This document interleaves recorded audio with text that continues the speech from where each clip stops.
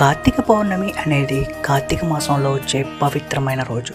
దీన్ని త్రిపురారి పౌర్ణమి లేదా దేవి దీపావళి అని కూడా అంటారు. ఈ రోజు పరమశివుడు త్రిపురాసురుడు అనే రాక్షసుని సంహరించి లోకాన్ని రక్షించారు. ఇది చెడుపై మంచి సాధించిన విజయాన్ని సూచిస్తుంది. శ్రీ మహావిష్ణువు మత్స్యావతారాన్ని స్వీకరించింది కూడా ఈ పౌర్ణమి రోజునే అని పురాణాలు చెబుతున్నాయి. ఈ పవిత్రమైన రోజున దేవతలందరూ భూమిపైకి వచ్చి నది స్నానం చేస్తారని నమ్మకం. ఉదయాన్నే లేచి నదిలో లేదా చెరువులో స్నానం చేయాలి. ఇది వీలు కాకపోతే ఇంట్లో స్నానం చేసే నీటిలో కొద్దిగా గంగాజలం కలుపుకొని స్నానం చేయవచ్చు.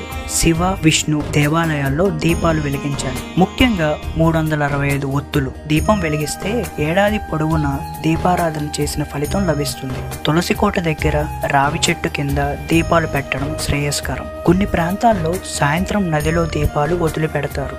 రోజంతా ఉపవాసం ఉండి సాయంత్రం దీపారాధన పూజ తర్వాత ఉపవాసం విరమించాలి. సత్యనారాయణ వ్రతం చేయడం చాలా మంచిది. శక్తి మేరకు పేదవారికి బ్రాహ్మణులకు అన్నదానం వస్త్రదానం లేదా ఇతర దానాలు చేయాలి. పుణ్య స్నానం చేయడం వలన తెలిసి తెలియక చేసిన పాపాలు తొలగుతాయని విశ్వాసం. ఈ రోజు చేసే దీపారాధన దాన ధర్మాలు మోక్షాన్ని ప్రసాదిస్తాయని పురాణాలు చెబుతున్నాయి. ఈ మాసంలో చేసే పూజలు వ్రతాలు దానాలకు 1000 రెట్లు పుణ్యం లభిస్తుంది. శివకేశవులను పూజించడం వలన లక్ష్మీ కటాక్షం లభించి ఇంట్లో సకల సంతోషాలు సిరి సంపదలు కలుగుతాయి.